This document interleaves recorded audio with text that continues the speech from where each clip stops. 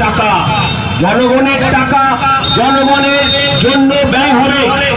আমাদের দেশ হচ্ছে ভারতবর্ষ, আমাদের দেশ হচ্ছে ধর্মনিরপেক্ষ দেশ। আমাদের দেশ বেশ কিছু স্বাধীনতা দিয়েছে আমাদের প্রত্যেকটা নাগরিককে। তার মধ্যে কয়েকটা কথা আমি মনে করিয়ে দিতে চাই। এই জন্যে তৃণমূলের নেতারা যদি ভুলে যান তাহলে আবার কানে জল ঢেলে দিয়ে ভালো করে ঢোকাতে হবে। আপনারা তৃণমূল করছেন, চুরি করে ক্ষমতায় আছেন, থাকুন, কিন্তু সরকারটা ভারতবর্ষের নাগরিক হিসাবে ভারতবর্ষের সংবিধানকে আপনাকে মেনে চলতে হবে।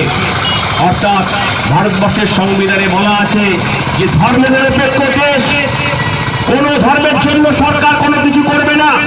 ধর্মীয় স্বাধীনতার জন্য সরকার সমস্ত রকম ব্যবস্থা করবে, ধর্মীয় আচরণের জন্য সরকার সমস্ত রকম সাহায্য করবে।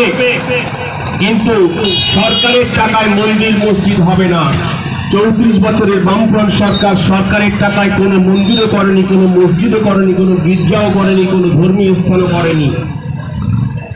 আমরা সকাল থেকে সন্ধ্যে পর্যন্ত, রাত পর্যন্ত জিএসটি দিচ্ছি, সমস্ত কিছুতে জিএসটি। 50% পাচ্ছে সরকার, আমাদের এই রাজ্যের সরকার, আর 50% পাচ্ছে কেন্দ্রের সরকার। তাহলে দুটো সরকার ভাগাভাগি করে জিএসটির যে টাকা, জিএসটির যে ট্যাক্স, সেই টাকা তুমি নিয়ে চলে যাচ্ছ হাজার হাজার কোটি টাকা প্রতি মাসে। আমার সরকার, আমি একটা সাধারণ জনগণ, এক কাপ চা খেলেও চায়ের যে ছোট কাপটা তার উপরেও জিএসটি আছে। চাল, ডাল, আটা, তেল, নুন সবেতে জিএসটি আছে। এমন কোন জিনিস নেই যে জিএসটি নেই। তাহলে সরকারের জনগণের ট্যাক্সের টাকায় সরকার চলে। তো 240 কোটি টাকা খরচা করে দিদিমণি কেন দীঘায় জগন্নাথ মন্দির করবেন হিন্দুদের জন্য? আপনি জিজ্ঞেস করবেন না? 2040 কোটি টাকা ট্যাক্স হিন্দুরা তো দেয়নি। শুধু আমি কোন সাম্প্রদায়িক কথা বলতে আসিনি এখানে। 2040 কোটি টাকা ব্যয় করে দীঘায় জগন্নাথ মন্দির করা হয়েছে। সেখানে কটা ছেলে মেয়ের চাকরি হবে?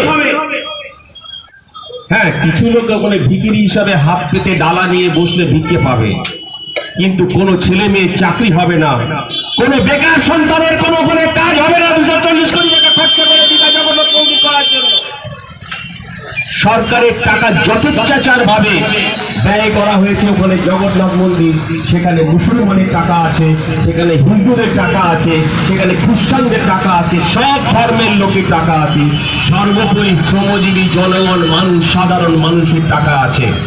আমরা এর বিরোধী। বামফ্রন্ট সরকার এটা করেনি।